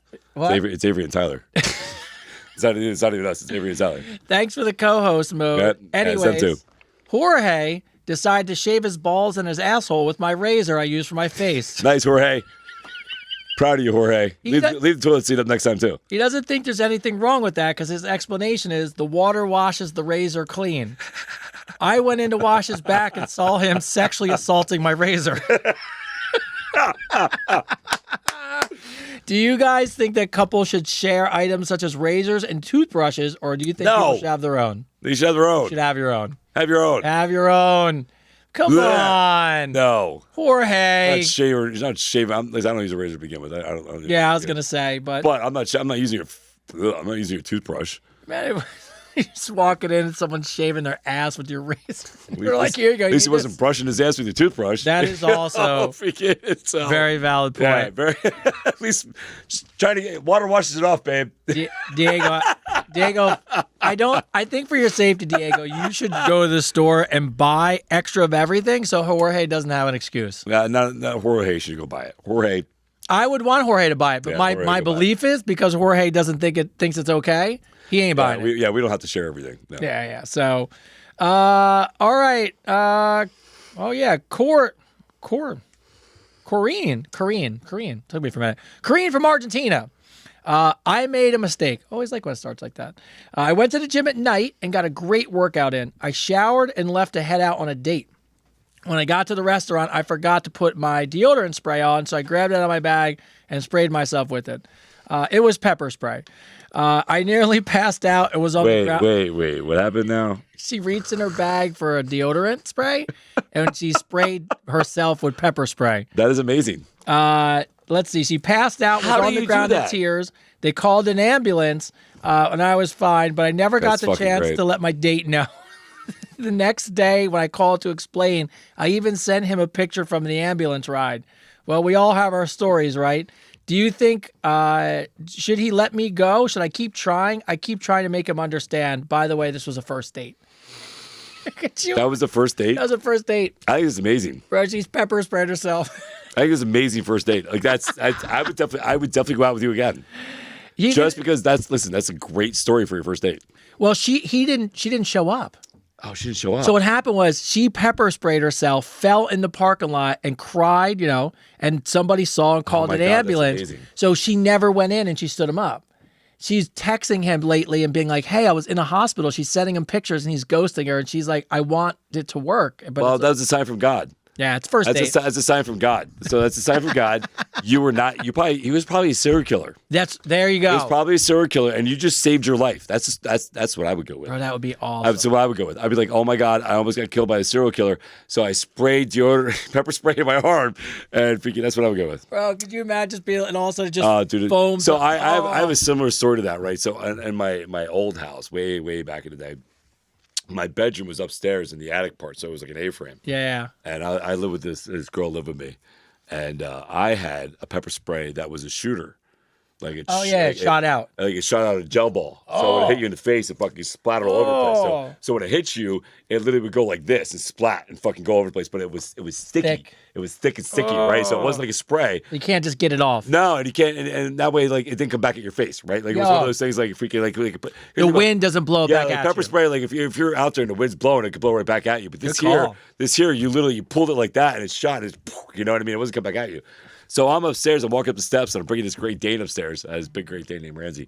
I'm coming upstairs to see if she wants breakfast. As I come upstairs, she goes, I see her in the bed. She goes, what the hell is this? And she goes, boom, and shoots it, dude, right up on the bed. Boom. And I go, oh my God. I'm like, get up now, run, take the dog. I throw the dog down the steps. She's like, what? I'm like, it's fucking high-end pepper spray. Run. So she runs downstairs. She's coughing. I've been pepper sprayed, right? So freaking in my training when I go to You got to do it, right? yeah, when I used to train to be a professional bouncer and all this stuff, like we were pepper sprayed and like handcuffed and all this stuff. So we knew how to because listen, once you get pepper sprayed a couple times, your body doesn't act the same. That's why in the Army they have you go in that thing and they make you go in the tank and all this stuff. So it doesn't your body doesn't react the same because it kind of gets used to it, right? So I was fine. I'm up there wiping it off and stuff. She's out there, yeah. I was like, man, it was so funny because it literally was I was like, run, Run! The grenade goes off in the house. Yeah. That's awesome. That's not awesome, actually, but that's fucking hilarious. Yeah. Samantha, I went on a date with a guy for dinner that my friend set me up with. We had a drink or two at the bar, then went to our table. He excused himself to go to the bathroom, and he never came back. That's so fucked up. He probably hit himself with pepper spray. I was so mad. I was sitting there waiting, and then I actually had to go get a waiter to see if he was okay. Then they had to come back and tell me he wasn't there. Bro, that sucks. When I was walking to my car, his car was still parked outside. I made my way across the street, and sure enough, he was sitting at the bar with another girl. I let the air out of his back tires. Oh my God. And then I called the cops. Oh my God. He had two dates going on at once? Yeah, he left and went across the street. Oh, that is amazing. Bro, ready for this one? It's amazing. A woman scorned. I let the air out of his back tires, and then I called the cops and told them that a male fitting his description was in a bar drugging women's drinks. I have not told anyone, but my friend definitely thinks it was me. I won't ever tell, but guess what? Don't ever leave me again. Oh my God. Have you guys... Oh my God. She fucking Oh my God. call the cops on him. He's drugging people's drinks. Wow. Then wait. Then you get through with all that mess, and then you go home, And your tires your flat. fucking tires are flat. Wow. That's some serious shit. Yeah. You're an asshole. That's as simple as it No gets. way. No. It sucks. Yes, he stood you up. That's an awful thing. Terrible thing. But No, there's no buttoness. no. No. There's levels. There's No. levels. But Because I'm gonna be honest with you. If you went to the bathroom and didn't come back, and then I gotta call someone from the restaurant, then they gotta come back out and laugh at me like because nobody's there, and I'm probably sitting there for a half hour. Oh no. no, I agree with you. I think it was a little extreme calling the It cops. was. Little extreme. Letting the air out of the tires is one thing, right? Like, That's fine. He deserved that. Yeah. He deserved his tires, his air getting let out of his tires. That was a dick move to do to have 2 dates going on at once. Like, fuck you, bro. Like, you had every right to let the air out of his tires. Yes. Calling the cops saying he's drugging Now- people, that's a whole different level of fucking shittery going on there, man. Like, that's like you know, listen, all he did was he lied about going on a date. He didn't fuck your life up. You know what I mean? Doing something like that, you could seriously fuck his life up. But who knows if he's got kids or whatever. Yes, he may be an asshole to you. But to other people, like his kids and everything, you know, if he had kids, I don't know. I'm just a big devil's advocate here. But there's levels. There's levels. Levels to the levels of shit. Like, She said, "Don't ever leave me on fuck, a man. date again." Yeah, I think in the long run, that guy dodged a bullet too. Bro, I was reading. Like, could you imagine if they were actually like, she actually loved you? Oh, If she actually loved you and then you fucked up, imagine what she would do? bro. It'd be a Wayne Bobbitt situation. I don't fuck. All right. Dana from Connecticut. I keep falling for the wrong guys. Every time I find someone nice, put together, and wants to give me attention, it's not exciting for me. But when I have something great, I let it go. Is it me or is it psychology? Why do I keep falling for the wrong guys? Because you need to work yourself. Now, real quick, I wrote this down because you're going to love this one. There's a thing called the pigeon experiment. And this is the craziest shit ever. They took women, or pigeons, female pigeons, right? And they put them in a cage with a little lever. And there's 2 sets of them. Every time set A pulls a lever, you get a treat. Never stops. Every time pull a lever, get a treat. Then they take pigeons B, and every time they pull a lever, they get a treat. And then out of nowhere, it starts happening randomly. Maybe on the second one, maybe on the 5th one, maybe on the 20th pull, right? Maybe on the first pull. So they let these 2 pigeons go at this for like a week or 2, right? Then what they do is they take the pigeons that are getting treats all the time and they stop the giving the treats and the pigeons just stop. They're like, oh, I didn't get a treat this time. So guess what? I'm good. I'm out. Okay. Take the pigeons who intermittently get attention, maybe once, maybe every 5th time, maybe every 7th time. Those pigeons will pull the lever until they die of exhaustion. So what they were saying is that people prefer people who ghost them and don't give them attention because that little dopamine hit you get once every 3rd time or 5th time brings you back to continue to pull the lever. But when someone's giving you attention and love constant, you're getting it. The second you don't get it, people are quick to be like, yeah, I'm out.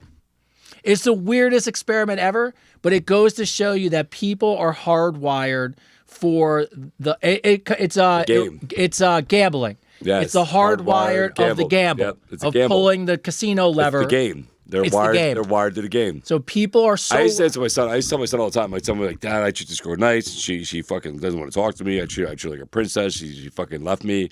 Fucking. I tell him all the time. It's like because women love the game. They love the game. They'll say they don't love the game, but they love the game, and it's not their fault. Listen, it's not their fault. And men like it too. Men do like the game too. And reason being is because we are. Listen, yes, we're human beings, but we are hardwired animals. Yeah, there's a hardwired. The same reason why as a child you're afraid of the dark. That is a hardwired thing, right? For years. Safety, yeah, right. Evolution. Everybody, it's evolution. It's a hardwired thing. We knew bad things come out at night, right? Freaking dinosaurs, big things, right? So we are hardwired to be that peacock, to be that boisterous silverback, you know, to get the game. It's the game that people get attracted to, right? Isn't it crazy that they'll pull the lever until they pass out and die? Yeah. Just for I'm the not surprised. I'm not surprised at all, man. But when I'm you're not surprised at all. when you're getting attention, you're like, when you stop getting it after a couple weeks, you're like, nah, I'm good. Yeah, no, I'm good. I'm good. So I'm all right. crazy. Yeah, it's crazy. It's dopamine spike, right? Yeah. Ginger from New Zealand. What's up, New Zealand? Right. All Blacks. Oh, yes, All Blacks. She actually wrote in that I think maybe I said it wrong, and she just wrote in, she goes, reminder, Tony, it's All Blacks. Because I guess in one of the other episodes we talked about them way back in the day. Every time I'm intimate with my boyfriend and we finish, he immediately gets up to take a shower. He won't sit, he won't stay, he won't cuddle, he won't hug. Not even just for a few minutes. He told me it's to stay clean and wash me off of him. I've only ever been with 2 men in my life. Is it normal for guys to shower immediately after sex? Yeah. Yeah, it's normal. It depends what kind of sex you had. Yeah. Well, I mean, it was pretty messy, you know. I mean, if you can, yeah, you know, absolutely. No, I think it's okay. You know, people have listen. I got clients of mine that every time they lift the dumbbell, even though they had the same dumbbell for 3 sets, every time they put the dumbbell down, they wipe their hands. oh, do they? Oh my God, yeah, dude. I got like 2 or 3 of them that every time they touch a machine, every time they touch a dumbbell, and it's fine. It's a definite OCD issue. You know what I mean? It's definitely an OCD issue. You know, because like they'll wipe down the dumbbells and they'll pick them up and they'll use them and then they'll put them down and they'll get wipes again, wipe their hands again, and go with dumbbells again, even though they just did all that. You know what I mean? But yeah, I mean, it's. I think it's fine. I don't think you should think too much into it. No. That goes back to that 313 thing. Stop looking for a problem. Yeah. Stop looking for a problem. So what if he takes a shower? He's not leaving. Look. You know what I mean? Like I can see if he got up, like grabbed his clothes and left. Yeah, there was nothing in her email about the relationship being bad or sex not being good. No, it's fine. As long as Showers after sex. Is he cuddling with you? Is he cuddling with you after shower? Yeah, he then comes back good. in. Then he's not all sweaty. So I'll be honest with you. I work up a sweat. I don't like to cuddle afterwards. I like to rather take a shower and stuff. Because Yeah, I get it. I can't sleep sweating. Like that's a tough one. But yeah, don't overthink it. I don't overthink it. Dina from Houston. What's up, Houston? Me and my boyfriend decided to sneak into a standing tan-up bed together. I know the girl at the counter. I used to work there, so she covered for us. We hooked up in there a bit, and we had sex. It was hot and awesome and kind of fun because it was sneaky and in public. We both woke up with second-degree burns the next day. We both missed work. We could not shower, sit, or even touch anything for over a week. So, lesson learned, don't have sex in a tanning bed. Have you guys ever had a public Stupid. Fucking dumb. second-degree burns? That means they were blistering. Yeah. my That sucks, man. God. That sucks. Even just because you live at the beach now, like even just that first tan, like that red that sets in that first day, It hurts. and you shower and the water's hitting you and it hurts. No, it sucks. I can't imagine a second-degree burn. I can imagine. I'd be sweating so bad if I did that. Oh my It doesn't God. sound enjoyable at all. Have you ever had a public hookup go wrong? I'm sure I did. I just can't remember. I mean, for me, it's been forever. Define wrong. Well, yeah. I mean, that's a good point. Define wrong. Indeed, it doesn't sound like it went bad. It just the outcome after it was not great. Yeah. TJ from Kansas. What's up, Kansas? All right. Is Franzia wine? I had a girl come over for a dinner date. I ordered food, then put that shit in pots and pans because I can't cook for shit. But I did promise her dinner, and I did promise her wine, so I grabbed some pink Franzia in the box. Looked like a great deal to me. Four bottles of wine in a box. I'm gonna tell you right now, women love wine in a box. It's nothing says I'm a man More than wine in a box. sophisticated man than wine in a box. So after dinner finished up, she left and ghosted me. I heard back it was because of the wine. So is Franzia no good? Shocker. Hook a brother up. TJ from Shocker. Kansas. Shocker, bro. To your point, this is how crazy, because I used to work in this world. Mm-hmm. The number one way that you can store wine and keep it fresh for the longest possible way is in a box, in a sealed bag that you keep in the dark. Mm-hmm. Better than a bottle, because the cork doesn't leak, the screw top doesn't leak, right? So there are companies out there, not Franzia, that make award-winning wine, right, in a box, can't sell for shit. Yeah. because it's in a box. Well, that goes back to like so that goes back to like Grey Goose vodka. Grey Goose vodka was actually voted worst vodka in the world at one time. It won a competition thing. It was voted worst vodka in the world. It was a potato vodka. This guy bought it, labeled it with a different label on it, and now it's like one of the top. You know what I mean? It's French. Yeah, so good. Good goose, good goose. You know? That's so. It's Yeah. so funny how quick you just turn it because of marketing around, and next thing you know, Yeah, it's all about the box, man. So listen, what I would do for you next time is I would go out and find a really fancy bottle, have the bottle at your house with a funnel, go get the box wine, pour it in said bottle. You can even get a label. Listen, you're gonna be really fancy. oh, look at you. You can even label made. Put your name on the fucking bottle. You Like, make oh, wine. I make wine. That's another Right? level. Another level. Like I put your face on it. I make wine. This is my wine. This is my special wine. And then not only are you Mr. Connoisseur, Yes, you are. Mr. Connoisseur, but you save money. Yes. Bro, how baller would that be that you took a box of Franzia, all the lines of Franzia, poured them in regular bottles that you can just be like, I made this. I made these bottles. And the funny thing is, I bet you someone would drink it and be like, this is Fucking amazing. This is amazing wine. Amazing wine. It's one of the best wines I ever had. Yep. I'm telling you. There you go. You're welcome. What's his name? TJ from somewhere. TJ. Kansas. TJ from Kansas. Do this, TJ. Do this. Oh, please. And let me know how it works out. Oh, please I guarantee you it's going to work so well. Oh, TJ, please. I guarantee you. I want an You're going update. to put it in a bottle and you're like, oh, she's like, this is the best one I ever had. Guys, And you're like, oh my God, yeah, I spent like 5 minutes making that. baller move. Baller move. Paula from Pennsylvania. What do you guys think about catfishing? PA? I've been catfished 3 times. I want to believe in love again. Any suggestion how not to be catfished? P.S. At least I didn't lose any money. Paula, catfishing's so crazy to me because the people don't show you they don't FaceTime. That's number one. Just FaceTime them.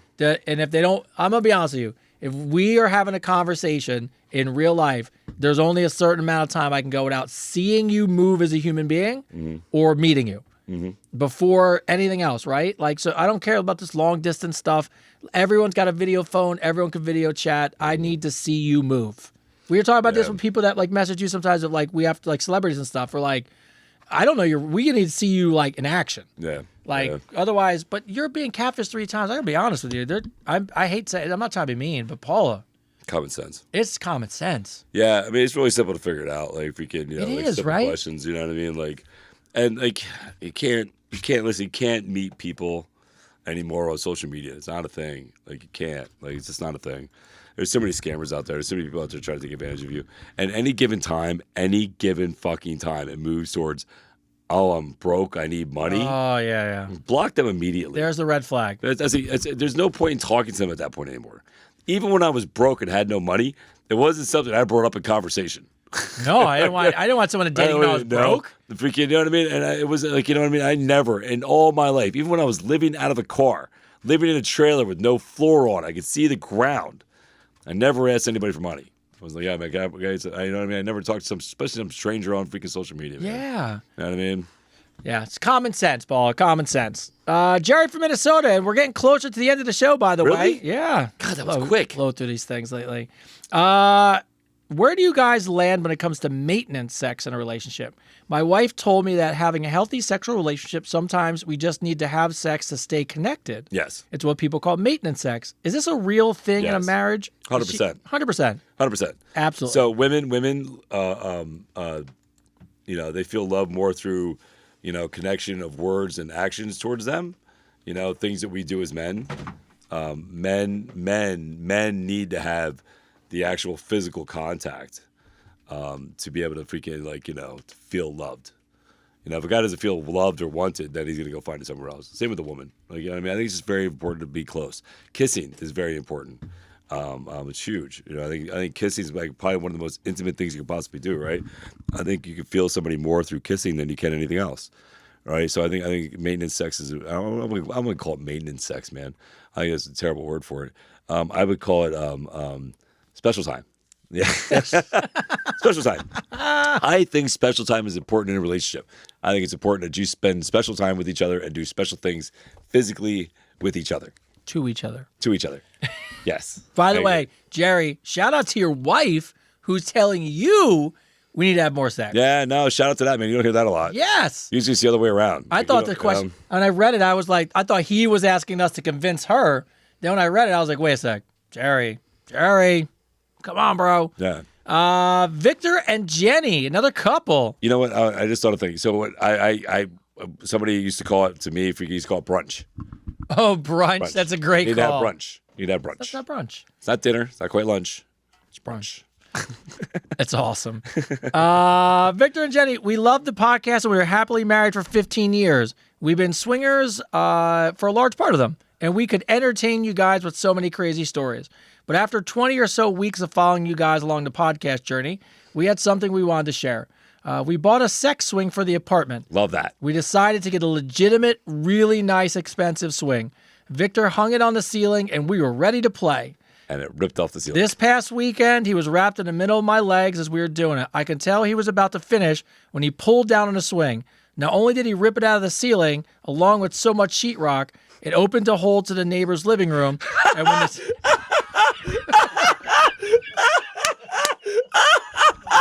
Oh, that's amazing. And when I love that. When the sheetrock fell, it hit us both in the head, and we were knocked out cold. Oh, my God. Our neighbors saw us through the hole and called the ambulance. I'm so embarrassed. Oh, I love this. But can I ask you guys a random question?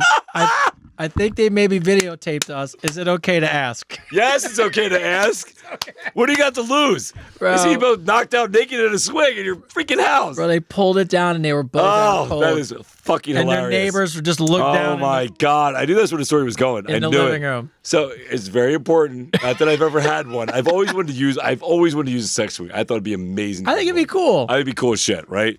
Freaking, but I know this from being a construction guy. You want to find a structure beam. Yes. You got to find a structure beam. You can't just plow that thing into the fucking drywall and think it's going to stay. No. Oh, that is so funny. Not only did that, the fact that the neighbors, it was in their so living funny. room, That's and then so you just funny. look down. And you see people knocked out in a swing, ball gag in the mouth, fucking dildo in his ass. It's fucking great. So good. Now, here's a random question. I always want to try. I wonder about this. Oh, it's so funny. I don't know where I would store it, and I don't know the logistics of it. But every time I see it on online, is the sex triangle. You know what I'm talking about? Yeah. Like it's supposed to be better, and I always feel like, why would you have another piece of furniture? But it's in your house? bedroom, Yeah. You can do the same thing off your bed. Yeah, that's what I was saying. Like, but the problem with this, like the sex suite and all that stuff. So there was a house in South Philly. Did you see this? It was a realtor's house. It made it huge on the internet. Like I want to say like 5 years ago. It was like this suburban neighborhood, right?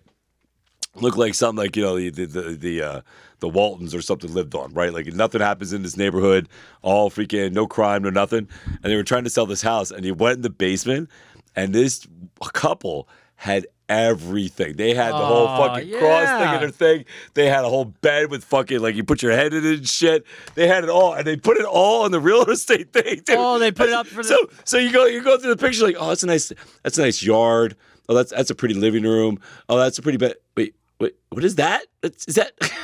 Like, wait a second. It was great. It was South Philly, yeah. You know the house. See, it was in South Philly. By the way, here's the best Love part. that. By the way, people were like, hey, does the furniture come with the house? Yeah, no, they literally said it. I said, I know. Everything comes to the house. Yeah. Everything comes with the house. Yeah, it's so fucking funny, man. It's so funny. The red room. Yeah, it was a red room. It was so great. Like I was like, man, what a great house. Great house. They were having fun. What do you hey, you want to come over and see my house, guys? Show you around. Bro, could you imagine? Hey, what's in the basement? Oh, come here, I'll show you guys. So funny. All right. You saw the episode too? Yeah, you saw it too? That's what, dude, that house is huge. It was so funny. It was in South Philly. Oh, now I'm gonna it look it literally up. looked like Ma, Pa, Grace, Walt, whatever be living there. Yeah. I'd just be like, some house, kids be coming to get like Halloween candy and shit. No. It was a BDS fucking thing.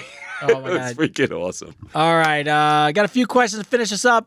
Sheila from Australia. Aussie. Oi. My date wants me to take charge more often, but I really don't know what that means. He said I need to be more assertive and outgoing. What could I do to take charge? I am definitely needed just some advice. Could you guys give me some small steps and how to take charge of my relationship? I'll tell you this right now. Ooh, I like it. Right now, the biggest way to take charge of your relationship is where you want to go to eat. You give him a fucking answer. That's it. Give him a fucking... Honey, where do you want to eat? I want to eat at Outback Steakhouse. I'm just throwing it out there because I'm sure I think I was just probably not Outback's there. But freaking, like seriously, like so when a guy asks you a question, give him an answer. Just go, I don't know. It's up to you. Don't say that. Don't say, I don't know. It's up to you. Give him it's not up to me. He's asking you because he wants you to make a decision. So if he's asking you a question, you want to help. And this, I guarantee this is exactly what he's talking about here, right? Because the worst thing we do is like, where do you want to eat? Oh, I don't know. What do you want to eat here? No. Do you want to hear? No. Do you want to hear? No. Okay. Well, obviously, where do you want to eat? Like we can't you know what I mean? Like, so at those moments when he asks you a question, give him an answer. Just don't give him the I don't know answer or it's up to you answer. You know what I mean? Just freaking be like, hey, let's go eat here. Or, like if he asks you to do something, freaking, straight up answer. Yeah, that's a good start. I saw a meme. I saw a guy who figured it out. So what he does is he had this he was shooting a social media video and he goes, hey guys, want to see something really cool? He goes, I figured out how to find out where my wife wants to eat. Mm-hmm. And he's got the phone on the dash and she gets in the car and she's like, all right, where are we going? He goes, guess where I got a reservation for us to go tonight? And she's like, that steak place? And he's like, that's where we're going. It was like smart. It was like so perfect. I was like, all right, buddy, there you go. Oh, they saw that video. That's so funny. That's so funny. They saw the video. All right, Bobby. Bobby R. Do men really want the truth or not on how they're doing when they're going down on a woman? Yes. I just want you to know my ex was horrible at it. I used to hint around it, but he never caught on. He thought that he was amazing at it. I didn't want to hurt his feelings, but one night I decided to be an ass and told him, I'm not a fucking watermelon. This is not a watermelon eating contest. You can't go fast. You can't. She goes, you can't go fast side to side like you're playing Devil Went Down to Georgia on a harmonica. I guess that was too harsh. That's a good song. It's a great song. Great song. He didn't take it well and he got his feelings hurt. Needless to say, he's an ex for a reason. Could I have done this better? Yes. Of course you could have. Of course you could. Come on. It's so funny. You could have done better. And I don't think Devil Down in Georgia had a harmonica. I'm pretty sure it was all guitar. But that's besides the point. No, it was wasn't it all violin. Fiddle, it was all violin. Whatever, right? It was all violin, yeah. It was all violin or something, yeah. Anyway, so yes. So here's I'm very, very, very outspoken about this. I think it's very important if you want to please your lover to communicate. To tell them, stop putting your teeth on there. Yeah. Like, that doesn't feel good. You know what I mean? Stop trying to numb lick something when you're not numb lick kiss like that. Numb. Bringing it back. Bringing it back to episode 28, baby. But yeah, so I think it's very important to communicate, right? Tell them what you like. The same vice versa, guys.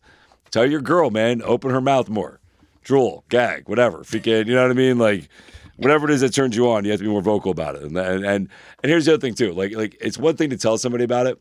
It's another thing for them to be receptive to understanding. I'm a firm believer that if you want to please your partner and they tell you they like a certain way, do some video research. Do some video research. Learn how to do it. Don't just guess. You know what I mean? It's like, oh, I don't know. If you can be like, I guarantee if she's like, oh, I like a circle motion with the spelling of the alphabet or something like that, there's a video you can find of somebody showing you how to do that with your tongue. Like, if you're going to guarantee it's probably out there on the internet somewhere, right? Yeah. So do your research. If like for me personally, like satisfying my partner is one of my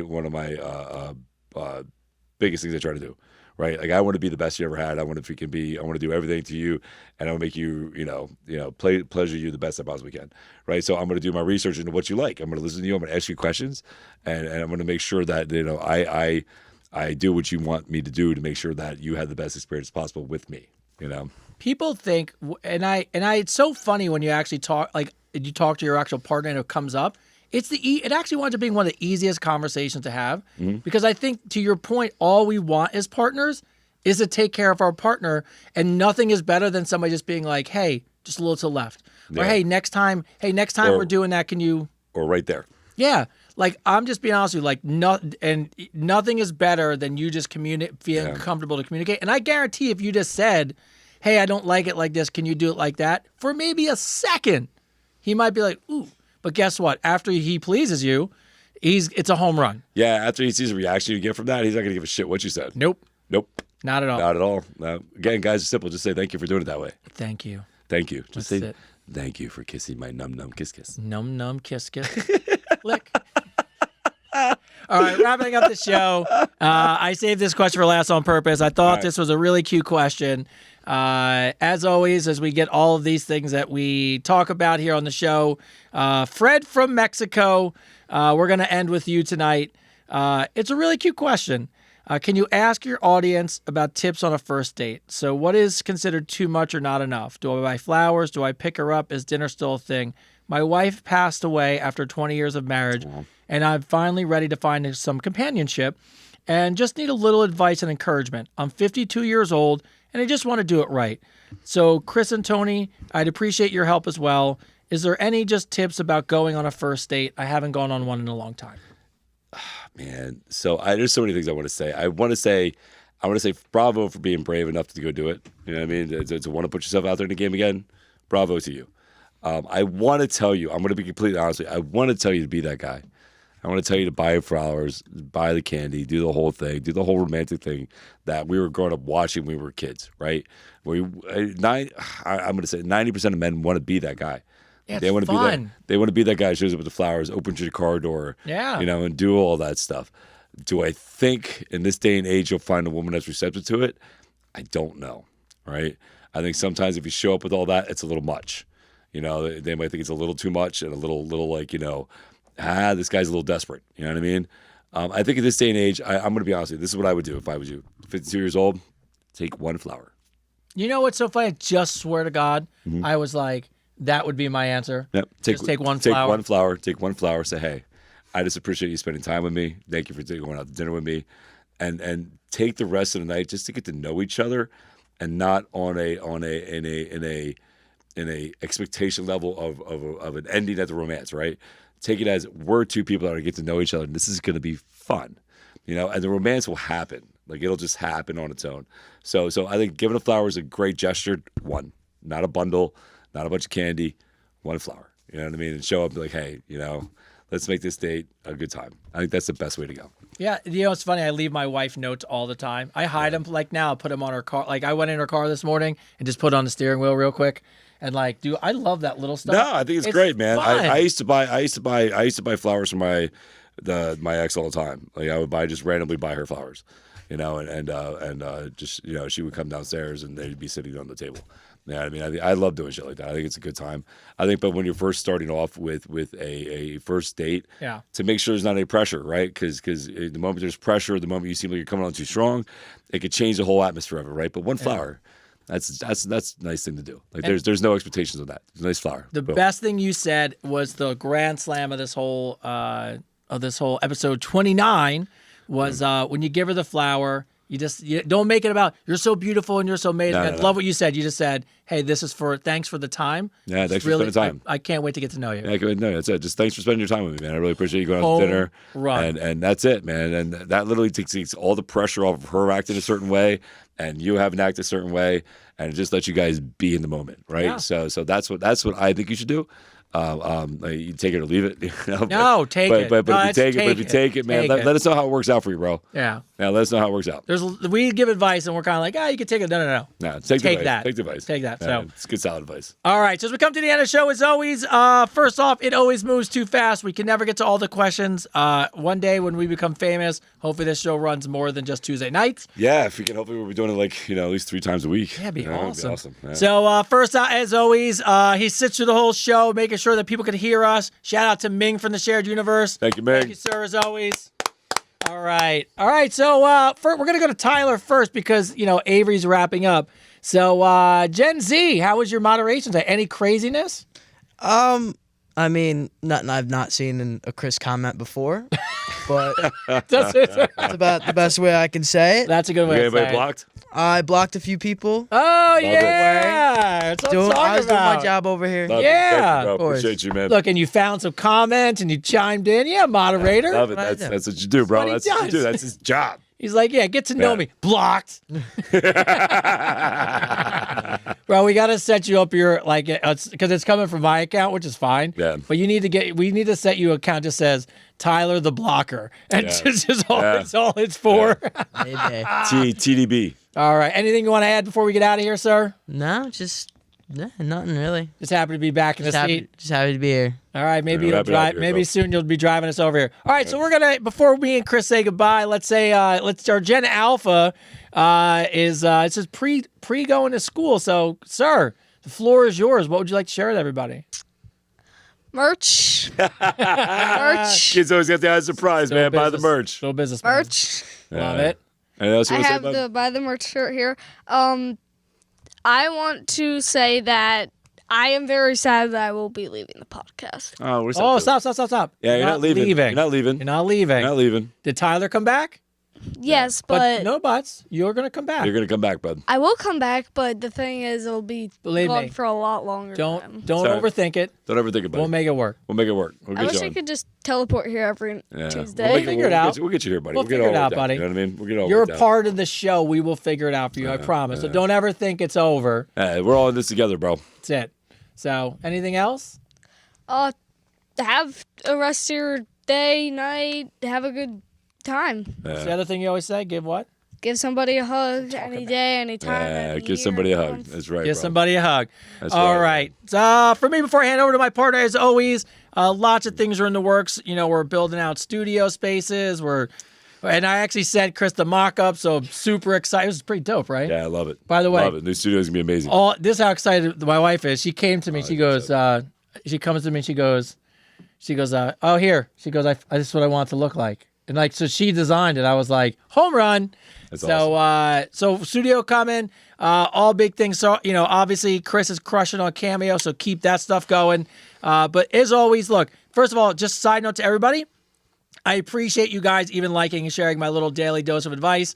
Just my way to continue to get out into the universe. We, unfortunately, we have so many questions that sometimes what I really just try to do is think of themes that'll work for all these questions that we don't get to. So hopefully you guys like it. I appreciate you guys sharing all the content.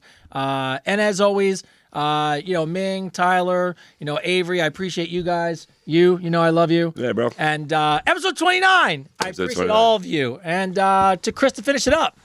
What another great show, huh? Episode 29 in the fucking box. Yeah, I saw it. 200,000 likes. I saw it, bro. 200,000, likes dog. on TikTok. Thank you, guys. Now, listen, this has been an amazing journey. I'm going to try not to get emotional here. But I want to thank my son for being a part of my phenomenal summer with me, man. What a great summer I had. I got to be a father every day. I got to do this with my kid and show him what I do, not only here but in my gym and everything else. So it's been amazing. I can't tell you how grateful I am for all this, like all of it. Like it's amazing, right? Like we help so many people at the same time we entertain, and you guys are all like amazing. So thank you guys very much. I hope you guys enjoyed the show. This is Advice Unfiltered, episode 29. Woo!